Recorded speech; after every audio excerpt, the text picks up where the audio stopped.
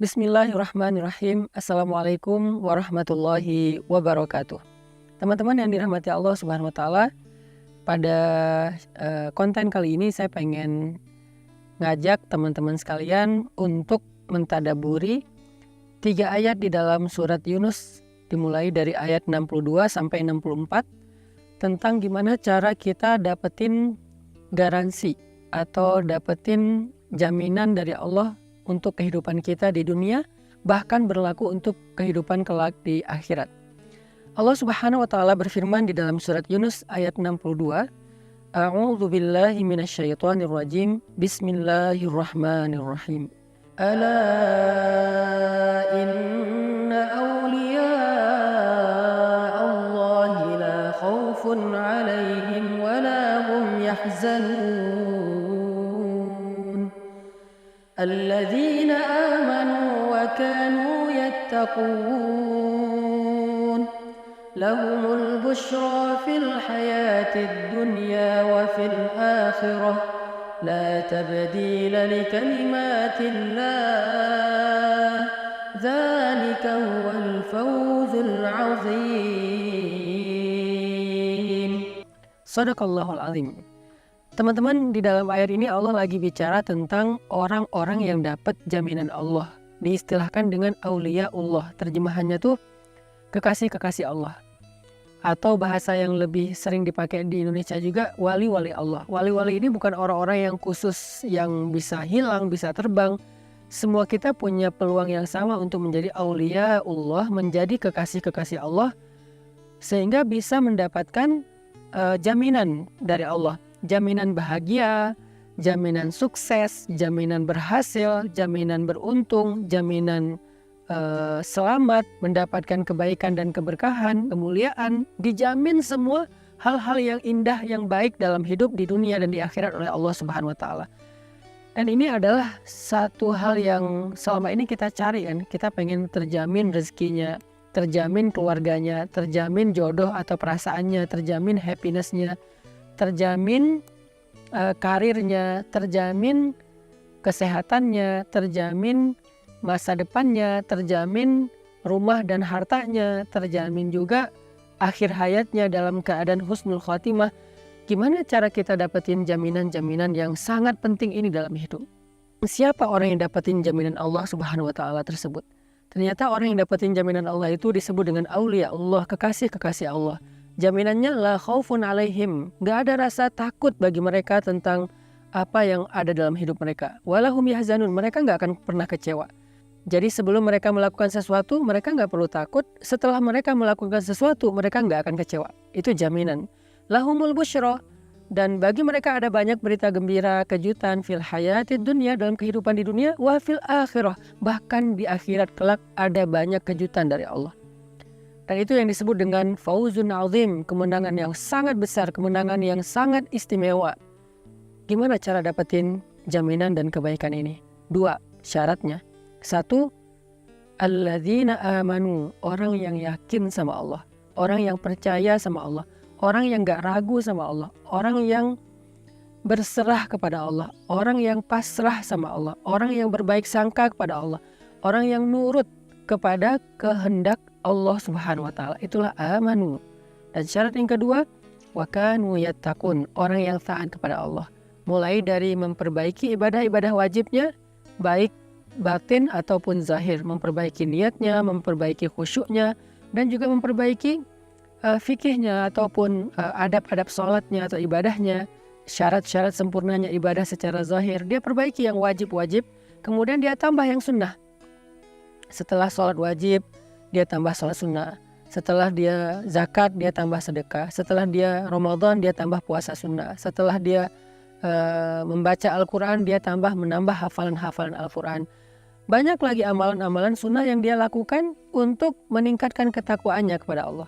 Sehingga ketika dia menjadi orang yang mu'minun haqqo, mu'minnya, imannya udah benar, imannya udah murni, imannya udah utuh kepada Allah, gak ada keraguan. Kemudian ibadahnya semakin meningkat, semakin dekat sama Allah, maka di saat itulah dia menjadi auliyaullah, menjadi wali Allah, menjadi kekasih Allah. Dan dengan derajat kewaliannya, Allah berikan untuk dia jaminan di dunia dan jaminan di akhirat. Dia nggak perlu mikirin apa-apa lagi. Maka apa yang harus kita siapkan sekarang untuk dapetin kebaikan, jaminan, dan juga berita gembira dari Allah? Belajar iman, belajar yakin sama Allah. Jangan pernah menyerah karena ragu sama Allah. Jangan pernah menyerah karena munculnya suuzon kepada Allah. Kok Allah tega sih? Kok Allah gini sih ke saya? Kenapa sih Allah menguji saya dan seterusnya? Jangan pernah menyerah dengan bisikan-bisikan syaitan tentang suuzon kepada Allah. Langsung kita switch pikiran negatif kita kepada positif.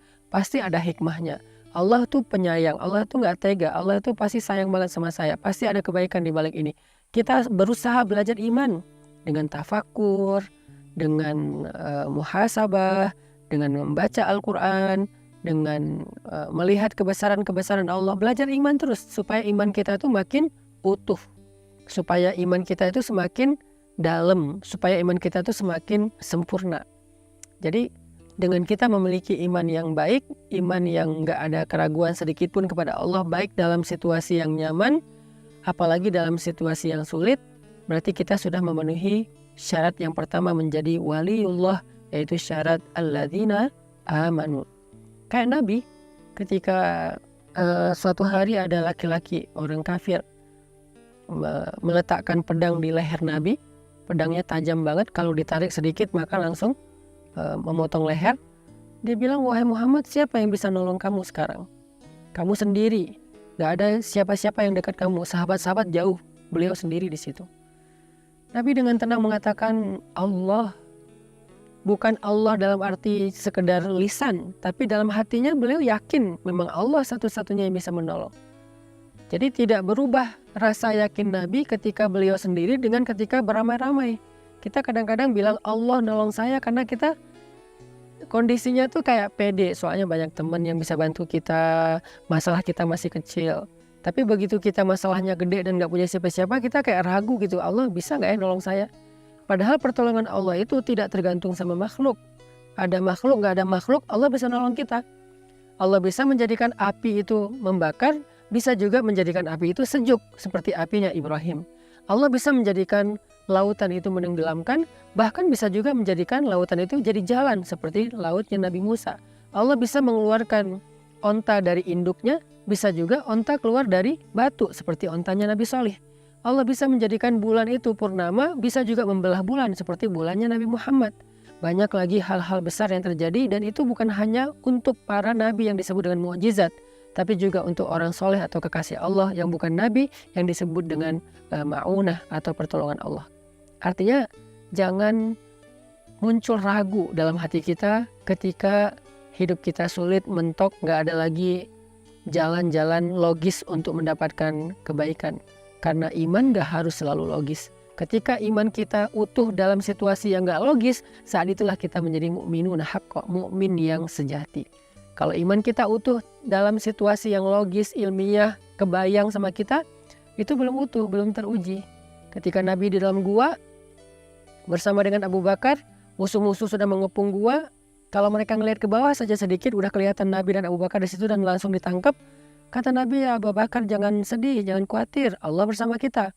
Ketika Nabi Musa mentok dengan laut, di belakangnya tentara Firaun, orang-orang Bani Israel udah berputus asa. Nabi Musa bilang apa? Kalla inna ma'aya rabbi sayahdin. Allah pasti nolong saya, Allah pasti ngasih jalan buat saya, ngasih petunjuk buat saya. Itulah kondisi iman yang istimewa saat sulit, saat mentok, saat gak logis, saat sendiri. Kita masih mengandalkan Allah, kita masih percaya sama janji Allah. Itu syarat iman yang utuh. Sedangkan takwa atau taat, belajar untuk taat kepada Allah dalam situasi mudah, bahkan dalam situasi susah. Jadi jangan cuma sholat pas lagi mudah, tapi sholat juga pas lagi susah. Jangan cuman sedekah pas lagi banyak uang, sedekah juga pas kita lagi kurang. Makanya alladzina yunfikuna fis-sarra wad-dharra, kata Allah. Orang bertakwa itu orang yang bersedekah ketika lebih, dalam keadaan dia punya banyak harta, atau dalam keadaan sulit tetap bersedekah. Orang yang menahan diri ketika dia marah atau ketika dia senang. Kalau marah jangan menyakiti orang lain, kalau senang jangan juga berlebihan atau lupa diri gitu. Nah, inilah orang yang bertakwa, orang yang terus berusaha untuk konsisten dalam ketaatan walaupun situasinya bisa berubah. Mudah-mudahan kita bisa berlatih dua hal ini. Riyadhah kan dua hal. Riyadhah hati artinya iman. Sedangkan riyadhah zahir kita adalah takwa. Riyadhah batin kita iman, latihan batin. Latihan zahir kita takwa atau taat kepada Allah. Kalau kita bisa meriyadhahkan zahir dan batin kita menjadi derajat yang lebih baik, insya Allah kita telah memenuhi syarat menjadi kekasih Allah, sehingga janjinya adalah la khaufun alaihim walahum yahzanun. Nggak perlu lagi khawatir, nggak perlu lagi sedih atau kecewa. Lahumul busyra, akan dapat banyak kejutan dan keajaiban di dunia dan juga kelak di akhirat. Barakallahu fikum.